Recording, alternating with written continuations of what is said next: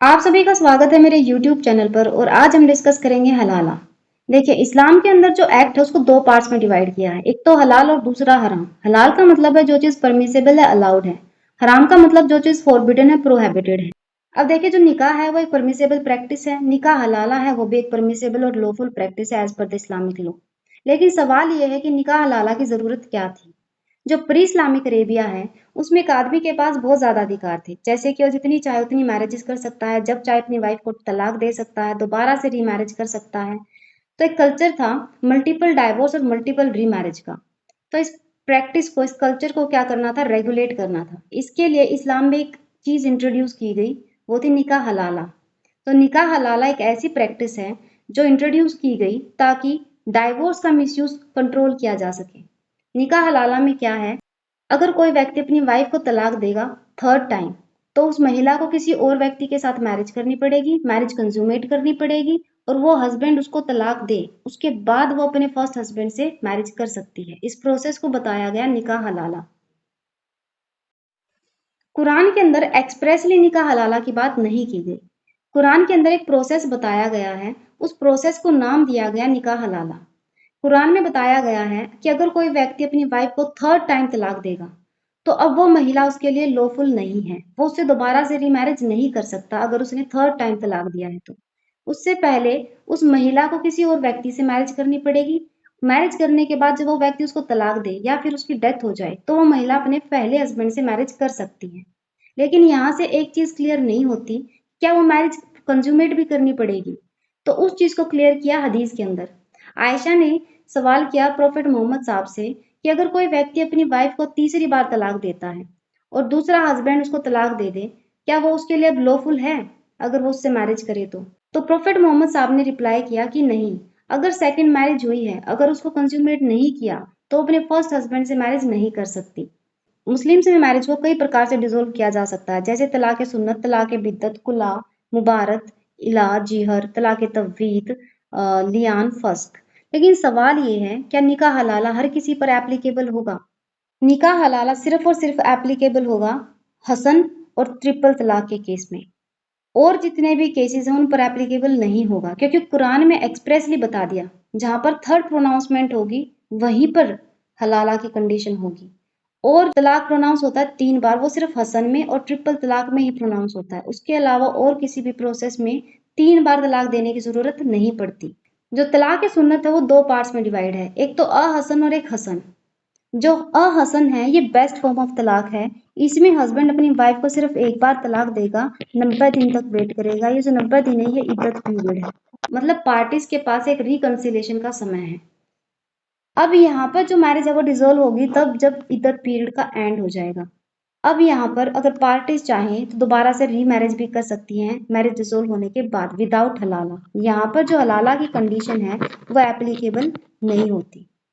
वहीं जो हसन है ये गुड फॉर्म ऑफ तलाक है और प्रॉपर फॉर्म ऑफ तलाक। इसमें क्या है, हस्बैंड अपनी वाइफ को तलाक देगा लेकिन 3 बार तलाक देगा, मतलब 3 टाइम्स जो होगी वो प्रोनाउंसमेंट होगी। जब थर्ड प्रोनाउंसमेंट होगी तब मैरिज क्या हो जाएगी, डिसॉल्व हो जाएगी। जैसे कि हस्बैंड ने अपनी वाइफ को 1 मार्च को तलाक दिया, 1 अप्रैल को दिया और 1 मई को दिया। अब जैसे ही थर्ड प्रोनाउंसमेंट होगी वैसे ही मैरिज क्या हो जाएगी, डिसॉल्व हो जाएगी।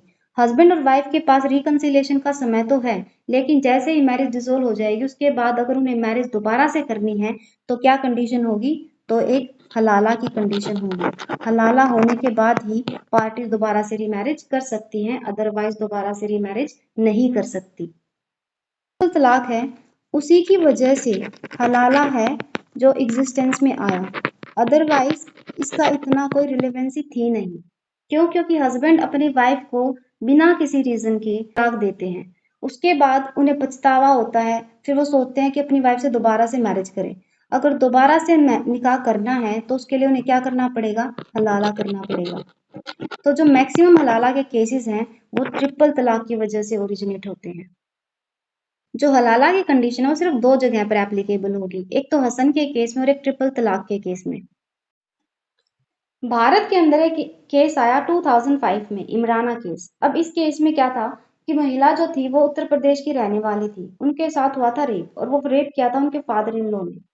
तो जो लोकल इस्लामिक जो मौलाना मुफ्ती होते हैं उन्होंने बताया कि आपकी जो मैरिज है वो आपके हस्बैंड के साथ अब वॉइड। पहले आपको अपने फादर इन लॉ के साथ मैरिज करनी पड़ेगी, उसको कंज्यूमेट करना पड़ेगा, वो आपको तलाक देंगे, फिर उसके बाद अपने हस्बैंड से मैरिज करेंगे। उन्होंने बताया कि ड्यू टू रेप अब आपकी मैरिज क्या है, वॉइड है। फिर अब पिटीशन दायर की गई 2018 में, शमीना बेगम पिटीशन। अभी ये पिटीशन जो सुप्रीम कोर्ट में पेंडिंग है, लेकिन ये पिटीशन हलाला की जो प्रैक्टिस है उसको चैलेंज करती है। 2018 में एक इंसिडेंट रिपोर्ट हुआ जिसमें महिला थी शबीना। शबीना जो थी वो बरेली की रहने वाली थी।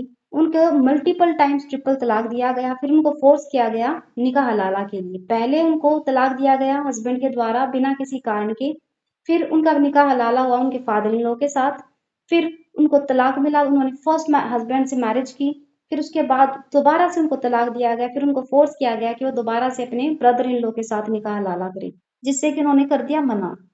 फिर उनके साथ एक कांटेक्ट में आई एक महिला जो कि थी निदा खान, वो भी निकाह हलाला की विक्टिम थी। उन्होंने मीडिया को संबोधित किया और अपनी जो प्रॉब्लम थी उसको बताया। उसके बाद बरेली के इमाम मुफ्ती खुर्शीद आलम की एक स्टेटमेंट आई और उन्होंने कहा कि जो शरीयत के खिलाफ जाता है, जो शरीयत को चैलेंज कर रहा है, पर्टिकुलरली हलाला को, वो सिर्फ मीडिया की अटेंशन पाने के लिए सब कुछ करता है। अगर कोई व्यक्ति शरीयत के खिलाफ जा रहा है तो ये माना जाएगा कि वो इस्लाम से बाहर है। उसे हमें डिक्लेयर करने की जरूरत नहीं है कि वो इस्लाम से बाहर है।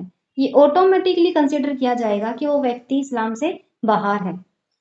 तो इसके बाद अब आप देखिए भारत में जो ट्रिपल तलाक था वो 2017 में चैलेंज किया गया शायरा बानो केस के द्वारा। शायरा बानो को भी फोर्स किया जा रहा था कि वो ट्रिपल तलाक के बाद निकाह हलाला करे अपने ब्रदर इन लॉ के साथ, जिसके चलते उन पर एसिड अटैक करने की भी कोशिश की गई।